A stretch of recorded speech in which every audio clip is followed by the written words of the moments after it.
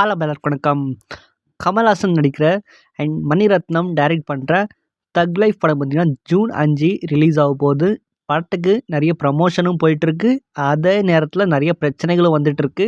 இதுக்கு நடுவில் சின்மையோட குரலுக்கு பார்த்திங்கன்னா நிறைய பாராட்டுகள் பார்த்திங்கன்னா இன்டர்நெட்டில் வந்துட்டுருக்கு. தக் லைஃப் படத்தோட ஆடியோ லான்ச்சில் முத்துமலை இந்த சாங்கை பார்த்திங்கன்னா சின்மை அவங்களோட குரலில் பாடியிருப்பாங்க. அண்ட் இந்த பாட்டு பார்த்திங்கன்னா உண்மையாகவே படத்தில் பார்த்திங்கன்னா பாடியிருக்காங்க. தெலுங்கு அண்ட் ஹிந்தியில் பார்த்திங்கன்னா சின்மை பாடியிருக்காங்க. இத்தனை வருஷமாக பார்த்திங்கன்னா இவ்வளோ அழகான வாய்ஸை ஏன் தமிழ் சினிமா யூஸ் பண்ணலை அப்படின்னு எல்லாரும் குழம்பி போயிருந்தாங்க. அண்ட் ஆக்சுவலாக அவங்க பேன் பண்ணப்பட்டாங்க. தமிழ் சினிமாவில் எங்கேயுமே வேலை அவங்களுக்கு கிடைக்கக்கூடாது அப்படின்னும் சரி பார்த்திங்கன்னா பண்ணி வச்சாங்க. அந்த கேஸ் இப்போவும் பார்த்திங்கன்னா கோர்ட்டில் நடந்துகிட்ருக்கு அப்படின்னும் சின்மை பார்த்திங்கன்னா அறிவிச்சிருக்காங்க. நம்ம நிறைய பாடல்களை கேட்டிருப்போம். அண்ட் அதில் நிறைய ஹிட் சாங்ஸ் பார்த்திங்கன்னா சின்மை பாடியிருக்காங்க.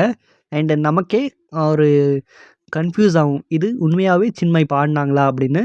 ஆமாம், அப்படிப்பட்ட ஒரு சாங்ஸை பார்த்திங்கன்னா சின்மை பாடியிருக்காங்க. இப்போவும் நம்ம லூப்பில் அந்த சாங்ஸை என்ஜாய் பண்ணிகிட்ருக்கோம். சின்மையை நிறைய ஃபேன்ஸ் வந்து உங்களை எதுக்கு பேன் பண்ணாங்க அப்படின்னு கேட்கும்போது சின்மை பார்த்திங்கன்னா வைரமுத்து, ராதாரவி, கார்த்திக் மற்றும் பலர் பாலியல் தொந்தரவு கொடுத்ததா சொன்னதுக்கு என்னை பேன் பண்ணாங்க அப்படின்னு சின்மையை பார்த்திங்கன்னா சொல்லியிருக்காங்க. இவங்கள இது மட்டும் பண்ணலை, ஒரு சங்கத்தில் பேன் பண்ணால் இன்னொரு சங்கத்தில் ஒர்க் பண்ணலாம். இவங்க என்ன பண்ணியிருக்காங்கன்னா எல்லா சங்கத்துலேயும் சின்மையை வேலையே கொடுக்காதீங்க அப்படின்னும் எல்லா இடத்துலையும் சின்மைக்கு எந்த ஒரு வாய்ப்பும் வராமல் பார்த்திங்கன்னா பண்ணியிருக்காங்க.